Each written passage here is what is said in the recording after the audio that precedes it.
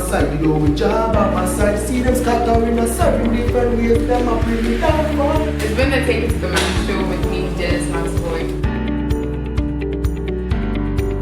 Hi guys, welcome back to my YouTube channel. My name is Dennis Maxboy and this is the Take It to the Max show, where I bring you closer to individuals who are doing amazing things in the various fields they find themselves in. Today is no exception. I have with me an exceptional personality who goes by the stage name Megborna. We're going to talk more and more exciting things. Just join me in the interview. So guys, as I said earlier, my musician for today goes by the stage name Megborna. We're going to ask him, who is Megborna? Well, Bona, that's my stage name. So my full name is Chris Parker Georgina Sepoka. So that's what eventually metamorphosed into Megborna. It first started off as Sepoka. So I use all my initials, the CEP, that is the Chris Georgina Parker, and then Sepoka came in, so it became Sepoka. Then some were calling me Seth. Some go like Seth, some go like Ses, and I felt like it's not healthy for my brand and what I want to do. I should be me when you're referring to me as me. What I mean by that is, if you're talking about me as a poet, you should go all out as a poet, but then there shouldn't be any uncertainties along the line. And then finding myself in Kenya's environment where my spoken word eventually had stronger routines. It's only wise for me to go by what the students and the people within this community love me for best. So Megborna wasn't initially the name, it was just a catchphrase I used because of a poem I did. But then everyone around me started calling me Megborna, so I felt like, hey, the name even carries some power and some weight, and it's very philosophical, so why not use Megborna as my name? So that's how come I shifted somewhere along 2019 to Megborna. So it was no longer Sepoka, but then it became Megborna. So yeah, that's the long and short of Megborna. I'm sure lots of people are asking, like, okay, so we know his name is Megborna. We know he has a poetry titled Megborna, but everybody's watching, like, the Ewas might have figured it out, but the non-Ewas go like, what's Megborna? Where is it from? What does it mean? Okay, Megborna simply means I'm coming. It's an Ewa word which means I'm coming. To me, and those are thinking negatively, please. Yeah, exactly. I always want to put that, not coming as in, coming into a hole, but then coming as in coming into a place, you understand? So let's get that very clear so that people will not mistreat. So I'm coming as in arriving at a place. I want to get to a place. For me, it's more philosophical for me now because my final destination, I don't know. You see, the processes inform my journey. So today, this is what I'm going through. So this is my journey today. Tomorrow may not be the same. I wasn't the same guy I was 5 years ago. The things I thought of and heard there 5 years ago are different now. I haven't really coded some of the ideas I held on to growing up. You understand? So I am coming. This is my whole process. I may even die before I reach there. I don't know. But then, as to how long it will take, that's for you and I to figure out along the line. That's in one of your poetries, right? Exactly. Anyway, so a little bird told me that in high school you did a very drastic thing by defying what your parents wanted you to do. So most African parents are like, oh, I want you to be a doctor, so do science. I want you to be a banker, so do like business or something. But then the little bird duly informed me that throughout your 3 years in high school, you did a course your parents knew nothing about. Yeah, it's 4 years actually. 4 years. We're the unfortunate, but we did 4 years. We're the last of 4 years. Oh yeah, that happened. Going to school, you see, I'd always wanted. I was a little brilliant. No, I'm saying little because my intellect may vary from how someone sees it. So let me say I was quite bright in school growing up.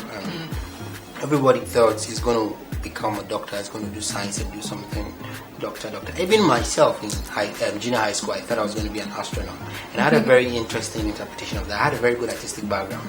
So I thought to myself that in the next 50 to 100 years, the earth can contain us.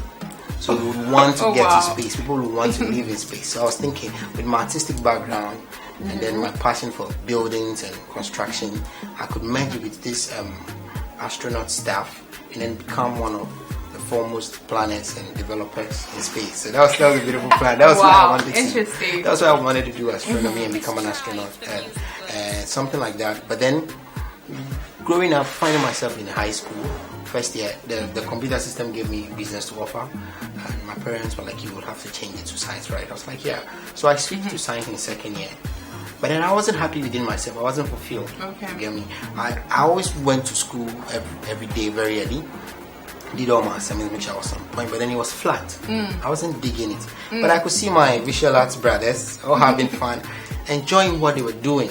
So I wanted something like that, and I looked within myself, and that's what works for me, art. So third year, somewhere along the line, I moved from science to visual arts. I just went to the headmistress and told her I want to change my course. It was shocking for her. It's like, this is what I want. You want me after 4 years to leave the school and not do well? This is what I'm passionate about. So she gave me the go ahead and I moved. Then later on I called my parents. Without telling your parents? No. It had happened before I called them, and then I told them this and this and this and this have changed to visual arts. I guess they freaked out. My dad is very cool. Like, he was like, oh, this is what you want to do? Okay. SS was a very enlightening moment for me as well, because it was there we had our first studio experiences, myself, Famia. You know Famia now? I don't... Wait. Nothing I get. Nothing I get. For me, used to be my mate, you know, we were on school. We were all schoolmates. I remember I went to school and then I used to beatbox. With beatboxing, and then it was rapping, and someone introduced us in first year before our orientation, so we became very close and tight friends. And we did a lot of stuff, go to entertainment. Sometimes you are performing on stage and the light goes up and everyone goes like, oh. But these were very interesting moments because we had a freedom to make all the mistakes we wanted to make with no one criticizing us. There wasn't an eagle eye on us, so we explored and felt at so many things. It was fun. Along the line, medical and also came to the school. So it became very interesting for us. Medical was also students. Wait, so he was your junior in school? I wouldn't say junior because we were 4 years and they were 3 years. But we all left the same year. Right. But we had come a year earlier. Okay. And it was okay. And it was beautiful because then you had a lot of promising acts around you. So it's up to you to also want to match up again. But then again too, for me it was all about finding my comfort. I remember then I wasn't so much into spoken word. I wasn't aware. There was one time for me I did something at the studio recording and I went to do the intro, and then guys were like, this is good, this shit is lit, you should be doing intro. Then all I knew was hyping, like being a hype man. But then if I had identified earlier at that time that it was spoken word, I'm sure by now I would have been bigger than I am now. But then it was all good. Yeah, it takes a process to get there. Exactly, it takes a process, and we did a lot of stuff with SS. We found ourselves, and now I don't think we regret all the radical decisions we took. But then again, so I've been very radical in nature. You know, why must things be like this for everybody? The fact that it worked for you that way doesn't mean it worked for me that way. The fact that you dated a girl in high school doesn't mean you end up marrying her. You get me? Why should you go to church every Sunday morning? Blah blah blah. So growing up too, again, it was very hard for people around me to understand me, and I was a third born boy. Okay, and then 2 boys before you. 2 boys before me, so I was more or less like a big sound man. And I was born on Thursday too. So my grandfather used to say that I'm very aggressive by nature. So back then, growing up with them in the Volta region, they used to wear tortoise bone around my neck, so they believe that the tortoise bone is going to make me calm. You know, and did it? Relax. Actually, I would say it did because I was more radical than I used to be now. I don't know whether it's because of growing up and wanting to understand a lot of people and having to accommodate and compromise. So it didn't work out for you at all? I would say I am a little calm than before. So after all of these exciting moments in high school and then now coming to the university, that's where I got to know of your talent, and a lot more people who call you Megborna now got to know of your talent. How has it been so far? Well, it's been an interesting encounter and journey so far. I remember when I had admissions in 2016 to come. On my way in the bus coming, I took a snap, and then I was like, I'm preserving this moment. I don't know what awaits me, but I'm walking into the unknown with only what I have, which is me and my poetry. As to what will become of me, the road itself will inform me. So it was beautiful when I wrote all this. That was highly poetic. Very. Like I'm quoting that. very like, so it was beautiful for me when I wrote all those things and came to the school. And then the process made me become Megborna. I thought, so that's why I said it was very philosophical for me now to assume the name Megborna and take it upon myself, because it was like I was away saying things that eventually inform my future that I didn't know about before they happened. So to me it was very beautiful. I felt the universe was communing with me along the line. I'm not spiritual in that aspect, but then I just felt the universe was communing with me. So back in the KNUC environment, or let's take it back to 2 years before KNUC environment. 2 years before KNUC environment was 2014. So that was when I was awakening to the poetry theme. There are lots of platforms within Accra. Of course, I won't mention any of them now because I may leave some out which may not go well with some. So I'll just say there were a lot of platforms I took part in performing in Accra. A lot of places from Legon to Alliance Française to National Theatre. Those were the venues and places in Osu and pubs and restaurants and all that. But then the beautiful thing is I made very good friends along the line who pushed me. There were people I had idolized and I saw them as gods. But then when I got to them I realized, you understand? And there were people that I saw like nothing. But when I got to them I was like, wow, this is a ready gun, loaded, ready to fire. You understand? So in all within the 2 years before my coming here, I had the shocks of my life in good ways and bad ways, and it pushed me in a way to want to take it upon myself that hey, this is what I want to do. So coming to Kenya's environment, I told myself that by the time I get to third year, if they are mentioning poets in KNUST, I want to be the definition of poetry. Like I want people to. Thankfully, we can say that he can't be one of the people. I mean, I'm not underplaying the others, so I would say one of the people you can mention. I mean, if you're in KNUST, you know this for sure. There's no stage of spoken word and poetry that you never see him. He actually does well in that field, and I'd like to give you that accolade. You deserve it. Thanks so much. So coming into KNUST environment, I remember when I came, and I felt like I was big outside. I was big in Accra before I left. 2015, I was big outside. With Sepsepoga. Yes, with Sepsepoga. But then the people didn't even know me because I used to be this guy with the haircut. Okay. So I grew my hair between 2014 to 2015 too. And usually around the time I used to perform with the sack costume, because the gigs and the platforms I was getting were much this way, not so much YouTube. Okay. And it was something that I had to feed both the older generation and the younger generation. Okay. So something African oriented would remind us. So it was always in those costumes. So I had to grow my hair because it became an identity for me more than just appearance. So if I take my everything off, what would you use to identify me that this was the guy? So my hair became a very essential part of me. And I realized that to the Africans, the hair was a lot more than we perceive it now. So I took it upon myself very dearly. So now back to Kenya's environment, first year in school. I needed to get myself out there. It doesn't matter what I used to be before I came in. This is a new environment. For instance, if someone comes knocking at your door, and you don't know who it is, you keep asking, who is that? The person keeps knocking. I said, who is that? The person keeps knocking. If you're not mentioning your name, then get out. Then don't even knock, like leave there. Then you finally, out of frustration, opens the door and you realize it is your father. What is the reaction? You see, the point is this: you'll be playing with a nugget. You wouldn't know it is gold unless you refine it. And if you refine it and realize it is good, you value it. But if I give you a nugget, you throw it away not even knowing the value of it. But if you really know the value. So when I came to Kenya, it didn't matter what I used to be. People don't know me. So I need to put myself out there. So a lot of platforms, I had to go begging them. I really want to perform at your program.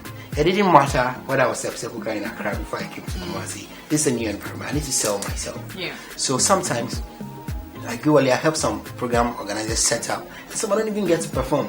Like I am there, and then other people come, and because those people are already in the school and have a name like 2 to 3 years ahead of me already in the school, they give them the platforms. There are very shocking moments where I went earlier, even helped set up.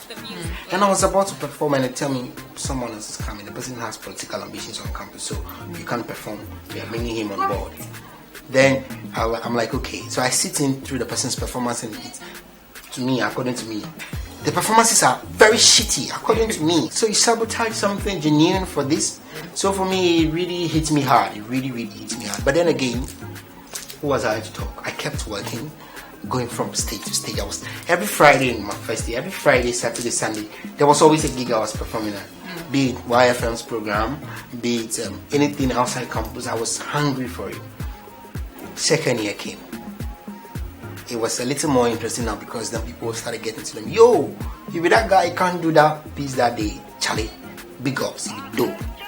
It was beautiful because then people started identifying me, not because they know me as a person, but because they have interacted with my work. So they identify me through my works. So for me, it became very symbolic for me. And it fueled the fire more. So I always was hungry. So 3 years down the line, I feel like I've worked enough. And now I'm in the level of bringing a lot of other young people up. I want to get guys to the studio to produce their works. I want to get guys to not just limit themselves to writing and publishing it on their blog or website or whatever. It's not enough. Work, leave a legacy, build other people up. So that is my phase 9 University. I feel 3 years down the line, Sefoga developed into Megborna, a much responsible brand. I had my first studio recording, poetry, as in spoken word studio recording on KNUST campus.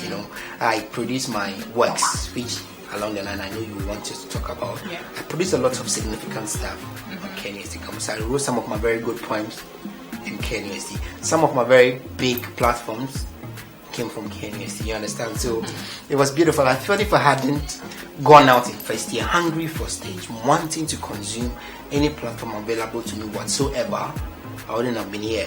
Parties, people's drink ups was always there. Even talking about that, do you think performing everywhere reduced your should I say quality as an artist? Because people go like, if you're everywhere, it's like oh baby, I'll be that kind of thing. Like you're everywhere, so your value sort of reduces. Some people like to see it that way. It's not a fact. Then some people like to see it that way. I think it's good. I also hold on to that. I also have that view now. Because I'm not what I used to be 3 years ago, you understand? But that's what actually helped you to where you are now. Exactly, but then now that I'm where I am now, I need to hide myself at some time. So I can't be, if the people have enough of me now, what is there to look forward to? Then I was hungry for stage because I wanted to be there. So I would do very serious things. This is the game. They know it, I know. Like all of us know this is the reality of the game now. If you give an underground artist a stage, there is this meme picture that was circulating a while ago. If you give an artist a stage, an underground artist, and this is the stage, he's going to perform this way. He's going to jump high, like way into the clouds. He's communing with the heavenly beings, not the audience. And the audience have a blast, like they have an orgasmic experience with your performance. But then, if you're a big shot out there, even your on stage is enough. You understand? So I agree to those guys to a certain extent, but not fully. Because if you're hungry for, consume every opportunity. But if you're not hungry for, relax, calm down. There are platforms that I had to turn down on campus now to perform. Yes, you see, some brands I don't want to associate myself with. There are some programs I'm going to perform at, and I don't even share the flyer. I just come and perform and go. But back then, people just drink up and I'm performing. I'm going to tweet about it. I'm going to post it on my IG. I'm going to put it on my snaps. But then now, not all. I won't do that for all. Because as we are growing, our orientations and things we hold dear to us are also growing with us. So they're also changing. If first I used to think of eating in a calabash, in a chop bar, now I'll be thinking of eating in a porcelain plate, in a first-class restaurant. You understand me? Yeah. So I can't be growing, and then those aspects of me will also not grow. That is the game. So you feel you've reached the point where you can be selective about the places you go and the places you don't. Exactly. So let me just ask this quickly. Do you feel the decision you made of changing from science to visual arts helped you in the university and pursue the course you are pursuing now in the university? Okay. Yes. Back then, prior to my SS, I was a very good mathematics student. I loved math so much in GSS, and sometimes I used to score 100 on maths and then science. But then when I found myself in SS, and then the beautiful thing, I didn't do so well in my WASI maths. I had to resit my WASI maths. What happened? This is the beautiful thing that happened. I was beginning to question in SS. I was beginning to question and filter almost every single thing. Like I kept asking myself those days, why is it that pi r should be 22/7? Like those things, I just didn't get it. Why should the circumference be the same? Why should a long division formula be exact? Why can't it vary? I didn't want to like follow things because they came. I want to follow things because they are convincing enough for me. So maths became a problem for me. Okay. I didn't understand why there was a formula, so I put in these digits and then it comes out this way. Simultaneous equation. So why if I'm solving this now, then it reflects on this aspect and this and this and this x and y is going. To me, it didn't make sense to me. So I question lots of stuff. If I had continued as a science student and I had come to the university, I'm sure that would have fueled my curiosity nature to want to discover more things. Okay, but then I could only be that curious to discover more things by following the procedures before me, and that would have been very challenging for me. But with art, as I used to tell people, and I used to say to myself, there's not like art police. Okay. No one is policing your art. Okay. So what you produce is what you want to produce. So there is no formula for whatsoever you want to produce. So for me, then it became like flowing. So it really influenced the decisions I took then, moving from this to this, moving from business to science and moving from science to visual arts, really informed and it's helping my practice now as an artist. Okay, and as an art student now in the university, because then I'm not following rules. Okay. I'm working passionately from what I want to be. Who knows, I could decide that I'm a poet, I'm an artist who paints with words. So you come to my whole exhibition, very high class exhibition in the future, and there's no single artwork. I am the artwork. So the 15 poems I'm performing that night is the artwork. I painted with words. You saw the vision. You visualized it in your mind. Your mind became the canvas. Your ears became the brush. Okay. So I've produced my work. You understand? That could be art. Someone else would have said, oh no, it has to be on a canvas, it has to be stretched at this length, it has to be hung at this point, you need to blend the brush this way. As you said, there's no art police. Exactly. So it really helped. It really helped in what I'm doing now and my satisfaction now. Now I'm more fulfilled and more satisfied now. And I'm sure if I were to follow up into my science field, I wouldn't have been as fulfilled as I am now. Okay. You understand? I wouldn't have been as fulfilled as I am now.